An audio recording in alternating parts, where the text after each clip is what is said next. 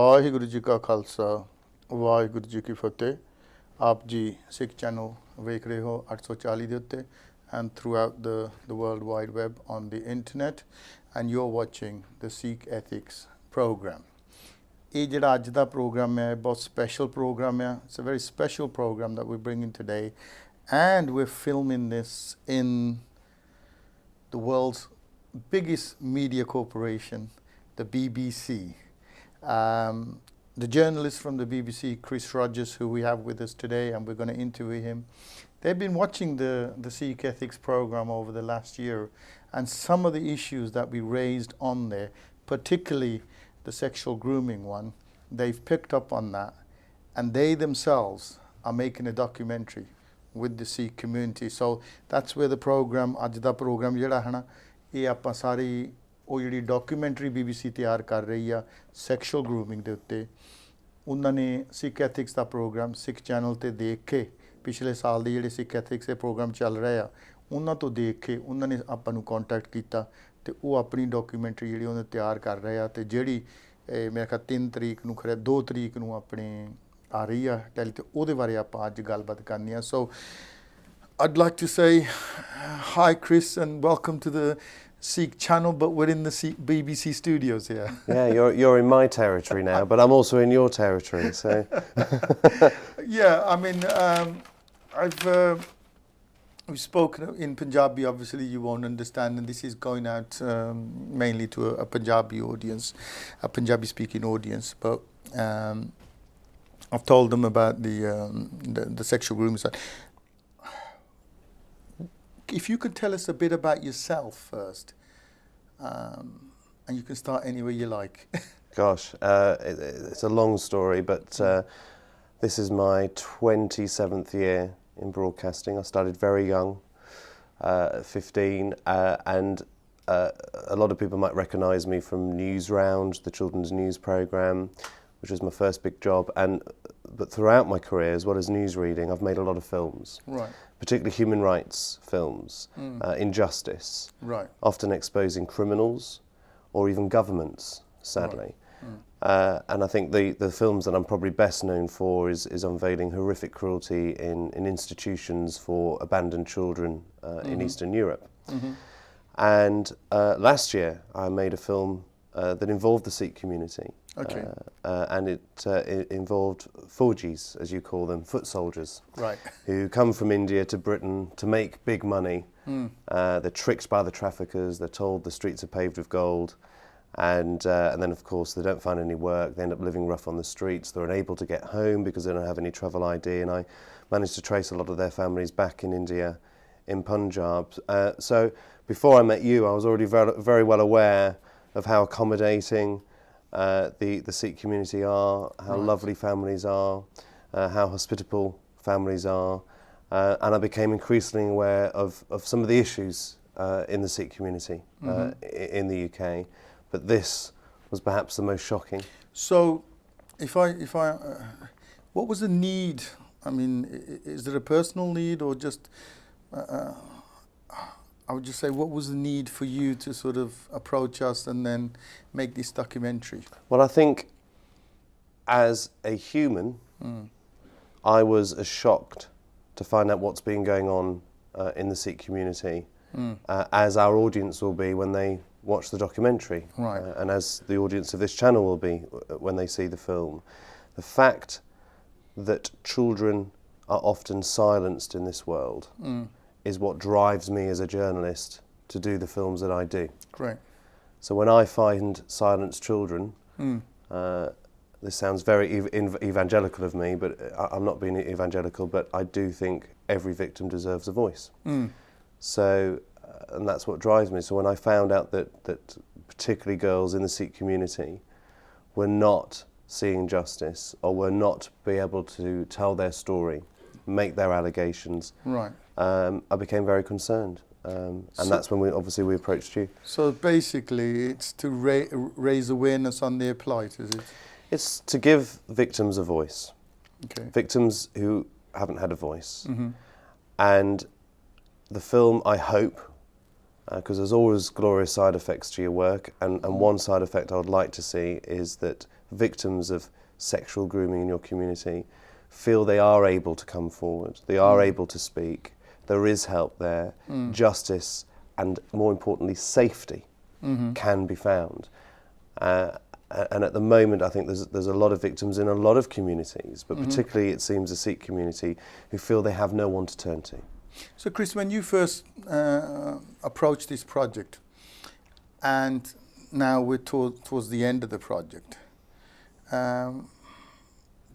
were you shocked with what you found, or was it something you were expecting, or is it a totally different, whole new ball game? What you? Well, man, I think you and I have learnt a lot in making this film. I think we all have, because the nature of investigative journalism is you don't know what the story exactly is.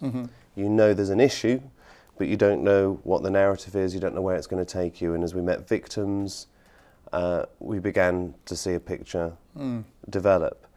And I have a lot of mixed emotions about the film, and I think the viewers will as well. It's not all hopeless because of people like yourself and the Sikh Awareness Society. Thank you. But there's still an awful lot of work to be done, particularly in this country, between agencies cooperating with each other, and more importantly, cooperating with the community and having an understanding of the community. Prejudice and racism is a huge problem, but also the Sikh community itself, we've discovered, need to do more to help these victims as well. Rather than hide it, you need to be brave and come forward and bring people to justice and stop other potential victims from falling into the hands of these men. I mean, you did speak to a lot of the community from different parts of the UK. What was your reaction to going actually into the community and talking to people at grassroots level then? Well, first of all, I think it was a very brave decision for families, yourself, and the Sikh community in general, to let a middle-class white guy come in with a film crew and start filming a community. Because one of the problems I think police and other agencies have is understanding the Sikh religion, the Sikh community, how they operate, how they live, what they believe in. And there is a fear and a misunderstanding between police and agencies and the Sikh community when it comes to this issue. So it took a lot of time to kind of get to know people, to earn their trust, to bond with them, and for myself to get an understanding of what it is they were telling me. It's complicated. It's complicated because there are Sikh families and victims of sexual grooming gangs who do want to come forward, who do want justice, who do want help, but are terrified to do so, or feel it's just going to be a waste of time. What also makes it complicated is that I've met police officers and social workers who do want to help, but aren't coming across victims. They have a problem with it being underreported. And then you meet families who have stepped forward, who have gone to the police and agencies, and their cries for help are being silenced and ignored. So it's a very complicated picture, and there's a lot of work that needs to be done from within the community, but also between the police and agencies to solve this issue. And you think the documentary will bring all that to light and all the issues that you just sort of spoken about? Yeah. You think? Look, you know, there are elements of this film that you, the Sikh community, are not going to like. There are elements of this film, the police, social services, the government, the Children's Commissioner, are not going to like. What investigative journalism does is it gives society an opportunity to look at itself. And it doesn't always like what it sees. But instead of complaining and being angry and feeling exposed, look at what we found, discuss it, and find a solution. Because that's what my job is to do as a journalist. I haven't gone into this film as an agenda. The BBC never has an agenda with these films. We film what we hear and see and uncover and get evidence of. We present it to the public, and we hope it creates debate. And of course, I wouldn't be human if I didn't say I hope it creates change. But as I keep saying, it's the Sikh community, as well as the police and government and agencies, that all need to come together and work together. And the most important thing, as you know in your work with the Sikh Awareness Society, Mohan, is to believe a victim. a victim needs to be believed, and once they're believed, then the ball can start rolling in helping them, bringing them to safety, and maybe bringing the men that have sexually abused them to justice. Okay, Chris, can you actually give us a snapshot of what the film is actually investigating? We are all now very aware, and thankfully aware, that sexual grooming is a huge problem, and that groomers come from all communities, and victims come from all communities. But what this film does is it focuses on a victim that we don't read about in the newspapers, that we don't see on news reports, that we don't see in court. And that's Sikh victims, young Sikh girls. Bradford, Rochdale, Telford, Oxford. In all of these recent high-profile cases, gangs of men have been convicted of grooming young and vulnerable white girls. But there is another group of victims whose stories haven't been told. I felt used and abused, like a piece of rubbish. Behind the doors of Britain's Sikh community, girls speak for the very first time about how they too have been groomed and subjected to sexual abuse. Jaswinder from Leicester was only 13 when a man began to groom her. He seemed like a really sweet guy. I started skipping school just to go out with him. Then he'd buy me stuff and pay for my stuff. And then he bought me a phone to stay in contact with him. He made me feel like I was the centre of attention. He spent weeks slowly gaining Jaswinder's trust, but he had a hidden agenda. He took me out to a hotel and then gave me a drink. I didn't know what happened after that. The next morning, Jaswinder woke up naked. Her drink had been spiked. The man she trusted had taken obscene photos of her and threatened to show them to her parents unless she agreed to have sex with other men. Jaswinder can never speak about her ordeal. In her community, family honour is paramount. Her family have warned her to stay silent. But there is one person who Jaswinder can turn to. He's not a counsellor or a police officer, but he's doing what he can to help girls like her. We're from the Sikh Awareness Society, and our main mission really is to raise awareness on a terrible subject, sexual grooming. Mohan Singh from Birmingham set up the Sikh Awareness Society in the 90s after growing concern within his community that girls as young as 9 were being sexually abused. It is a massive problem. Just imagine you got a 24-hour helpline, which, to be honest, never stops ringing. So this film investigates why we don't see those kind of cases in court, why we don't read about them in the papers, when we know from organisations like yourself that there are potentially hundreds of Sikh girls that over the last 20 years have been exploited by groups of men for sexual services. And when you start asking that one question, why are we not reading about them, why are we not hearing from them, it uncovers a very uncomfortable story, I think, for all involved, and poses more questions. Right, and how many victims did you, throughout the documentary, how many victims did you actually get to speak and listen to their stories? Well, it's a difficult film to make when the subject of the film is that victims feel they can't talk about what they've gone through, are scared of coming forward, when you have families that want to protect the family honour and don't really want to talk about it, so it's very difficult to then get them to talk about it. And thankfully, the victims and the families that we did film with saw the importance in coming forward and talking about what their daughters have gone through, or indeed the victims felt willing to come forward and saw the importance of coming forward and talking about what they've gone through. And we filmed with 2 families and several victims. All very different outcomes, all very different circumstances. One involving the only case we know of that actually got to court and put 6 men behind bars. The other, a girl who ended up having to move thousands of miles away from a community for her own safety, but also at her parents' wishes, and is still waiting and hoping for justice one day. And then we met a family whose daughter doesn't want help. She doesn't want to be rescued. She doesn't want justice. She's so groomed, she's brainwashed into the situation that she's in, but her parents can see that she's groomed. They've started piecing all the evidence together and unfortunately aren't getting any help or support. So it was very mixed stories, but one common factor. The pattern that we came across is very similar to the pattern of grooming you see among all victims in all communities across the country. A girl's befriended. She thinks she's in a loving relationship. She's given gifts. She's treated nicely. And then it all changes. So you're definitely finding the same pattern within the Sikh community as you found it outside? Absolutely. Although in some cases, not all, but in some cases the men are actually lying about their religion and what community they're from as well. And that's pretty unique, I think, to Sikh victims, which is another big issue and a very difficult issue for us to cover. But that also came up as well. So it's a very complex issue.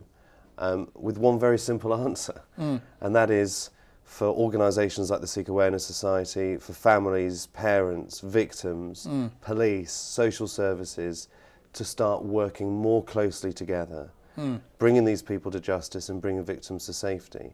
There has to be some kind of general understanding of each other of what is needed. And we are finding that is beginning to happen. And the Leicester court case and the girl that did come to you, you went to the police investigated, arrested several people, 6 of them pleaded guilty in court. It shows it can be done, there is hope, but parents have got to let their daughters come forward.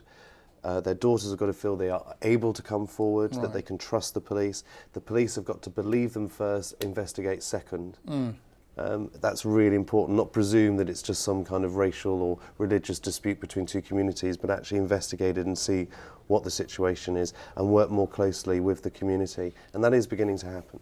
Chris, how long has it taken for you guys to film this documentary? Well, we first approached you, I think, about a year ago, about this time last year. And the most important thing was to build relationships with victims and families and yourself and understand what the issue is and to gain your trust.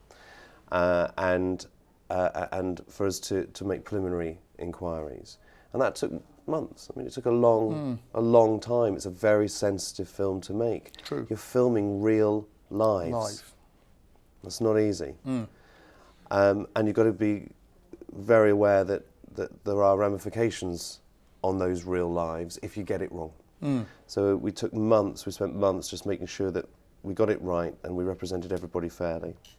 And then it's been several months of filming all over the United Kingdom, because cases are from all over the United Kingdom and abroad as well, of course. Okay, any difficulties in making this documentary? I think the difficulties is turning the camera off, packing up and heading home, having just heard the testimony of a victim. That's the difficulty. To believe that a human being can do that to another human being, let alone a man to a child, is disgusting. It's horrific to hear. So you were finding it hard to switch off, really? Yeah, well, it just, it makes you feel you are doing the right thing and that you are giving these victims a voice and you are raising awareness of a very important issue. So that helps you get over hearing such horrifying stories. But how you do it day in, day out with the many victims that you meet, Mohan, I just don't know. I mean, it's what these girls are going through is shocking, but it can no longer be brushed under the rug. It can no longer be silenced. It can no longer be ignored, because these are real victims. These are young lives being destroyed. Will this documentary, when people see this documentary, will there be any hope or any solutions in this for a way forward for the community and obviously authorities? And Well, my job as a journalist, the BBC's job is to expose issues, not solve them. Right. The glorious side effect of films like this is that sometimes solutions are found. With a debate, when it ignites a debate in the community. I'm sure it will ignite debate across many communities and government agencies and police agencies. And a lot of that debate is already happening, which is a very positive sign. And I think it will make people realise that this is an issue that does affect every single community. Right. It's not Asian Muslim men targeting white girls, vulnerable girls. Every girl in this country is a potential victim. And every community produces its fair share of men that want to exploit girls. But what this particular film does is highlight a particular issue for a particular victim who appears to be a victim of men from a particular community. Right. Which makes it difficult for agencies and makes it difficult for the victim and their families as well to report. And what hope there is that one case in Leicester where 6 men, so overwhelmed by the evidence brought before them, pleaded guilty. There were community tensions. Both communities dealt with it through the police and brought peace to the streets of Leicester. That victim has seen justice. She's now able to pick up the pieces of her life and slowly move forward. But all that required cooperation across 2 communities, the police and various agencies as well. If that could be repeated in every part of the United Kingdom, it'd be a much better place. It would be a better place. Okay, to the viewers out there, to the Sikh community, you're on the Sikh channel, on the Sikh Ethics program. Why should everyone... When's the film coming out, by the way? So Monday, the 2nd of September, 7:30, Okay. on BBC Inside Out. There'll also be reports on BBC News, on the 6 o'clock news, on BBC One, and BBC Radio 4 and 5 Live as well. The BBC, as you say, is a massive organisation, so it'll be a big story on Monday. So it'll be all over. So why should the Sikh community and the Hindu community or any Punjabi-speaking community watch this documentary? Because in your own words. Because the next victim could be your daughter, your niece, your granddaughter. That's why they should watch it. Thank you very much, Chris. It's been a pleasure working with you for the last year. My pleasure too. Hope whatever your intentions were in the film, we can bring it out on camera and definitely make a change. Thanks, man. Vaheguru Ji Ka Khalsa, Vaheguru Ji Ki Fateh. That was Chris... I keep forgetting your second name. Rogers. Chris Rogers, journalist from the BBC. We've been working together for over a year now, and they've to make a documentary about sexual grooming. कि ਜਿਹੜੀਆਂ ਆਪਣੀਆਂ ਬੱਚੀਆਂ ਦੀ ਬਾਹਰ ਜਿਹੜੇ ਕਈ ਲੋਕੀ ਇੱਜ਼ਤ ਲੁੱਟ ਰਹੇ ਆਪਣੀਆਂ ਬੱਚੀਆਂ ਦੇ ਉੱਤੇ ਇਹ ਡਾਕੂਮੈਂਟਰੀ ਤਿਆਰ ਕੀਤੀ ਆ। ਸਾਲ ਹੋ ਗਿਆ ਇਸ ਡਾਕੂਮੈਂਟਰੀ ਬਣਾਉਂਦਿਆਂ ਨੂੰ। ਇਹ UK ਵਾਈਡ ਇਹ ਆਪਾਂ ਇਹ ਕਵਰ ਕੀਤਾ ਫਰੋਮ ਲੀਡਸ ਤੋਂ ਲੱਗ ਕੇ ਬਰੈਡਫੋਰਡ ਤੋਂ ਲੱਗ ਕੇ ਬਰਮਿੰਗਮ ਦੇ ਵਿੱਚ ਲੰਡਨ ਤੱਕ ਜਿਹੜੇ ਕੇਸਿਸ ਸੀਗੇ ਉਹ ਆਪਾਂ ਸਾਰੇ ਫਿਲਮ ਕੀਤੇ ਆ। ਤੇ ਇਹਨਾਂ ਨੇ ਵੀ ਬੜੀ ਆਪਣੀ ਇਨਵੈਸਟਮੈਂਟ ਕੀਤੀ ਆ, ਟਾਈਮ ਪਾਇਆ ਇਸ ਚੀਜ਼ ਦੇ ਵਿੱਚ। ਇੱਕ ਬੜਾ ਖਰਾਬ ਜਿਹਾ ਇਸ਼ੂ ਆ ਜਿਹੜਾ ਕਿ ਅਸੀਂ ਸਮਝਦੇ ਹਾਂ ਕਿ BBC ਨੇ ਵੀ ਸਮਝਿਆ ਕਿ ਇਹ ਇਸ਼ੂ ਜਿਹੜਾ ਆ ਬੜਾ ਗੰਦਾ ਜਿਹਾ ਇਸ਼ੂ ਆ ਕਿ ਇਹਨੂੰ ਸਾਹਮਣੇ ਲਿਆਈਏ, ਸਾਰੀ ਦੁਨੀਆ ਵਿੱਚ ਲਿਆਈਏ। ਸੋ ਜਦੋਂ ਸਾਹਮਣੇ ਆਊਗਾ ਆਪਾਂ ਉਸ ਚੀਜ਼ ਨੂੰ ਟੈਕਲ ਕਰ ਸਕਦੇ ਹਾਂ। ਸੋ ਇਸ ਫਿਲਮ ਦੇ ਵਿੱਚ ਕਈ ਚੀਜ਼ਾਂ ਇੱਦਾਂ ਦੀਆਂ ਵੀ ਹੋਣੀਆਂ ਜਿਹੜੀਆਂ ਆਪਾਂ ਨੂੰ ਕੌੜੀਆਂ ਲੱਗਣੀਆਂ, ਪਰ ਉਹ ਜੇ ਕੌੜੀਆਂ ਲੱਗਣਗੀਆਂ ਤਾਂ ਫਿਰ ਮੇਰਾ ਖਿਆਲ ਆਪਣੀ ਕਮਿਊਨਿਟੀ ਜਿਹੜੀ ਥੋੜ੍ਹੀ ਜਾਗੂਗੀ। ਸੋ ਮੈਂ ਇਹਨਾਂ ਦਾ ਵੀ ਧੰਨਵਾਦ ਕਰਦਾ ਕਿਉਂਕਿ ਐਡੀ ਵੱਡੀ ਵਰਲਡ ਮੀਡੀਆ ਸਭ ਤੋਂ ਵੱਡਾ ਹੈਗਾ ਕੋਆਪਰੇਸ਼ਨ ਇਹਨਾਂ ਦਾ BBC ਦਾ, ਅਤੇ ਇਹਨਾਂ ਨੇ ਸੀ ਫਿਟ ਕੀਤਾ ਕਿ ਆਪਣੇ ਨਾਲ ਕਮਿਊਨਿਟੀ ਦੇ ਨਾਲ ਕੰਮ ਕਰਕੇ ਅਤੇ ਉਹ ਜਿਹੜਾ ਇਸ਼ੂ ਆ ਉਹਨੂੰ ਐਕਸਪੋਜ਼ ਕੀਤਾ ਜਾਵੇ ਸੋ ਦੈਟ ਆਪਣੀ ਕਮਿਊਨਿਟੀ ਨੂੰ ਵੀ ਸਾਰੇ ਪੱਖੋਂ ਹੈਲਪ ਮਿਲੇ, justice mile. So once again I'd like to thank Chris Rogers. Thank you very much from the BBC. Thank you very much for inviting us in today, and hope it all goes well on the September the 2nd, and whatever aims and objectives we had in this, I hope they all come out and it works well for the community, everybody at large. So thank you very much for watching the Sikh Ethics program, and we'll be with you next week, same time, same place. Vaheguru Ji Ka Khalsa, Vaheguru Ji Ki Fateh.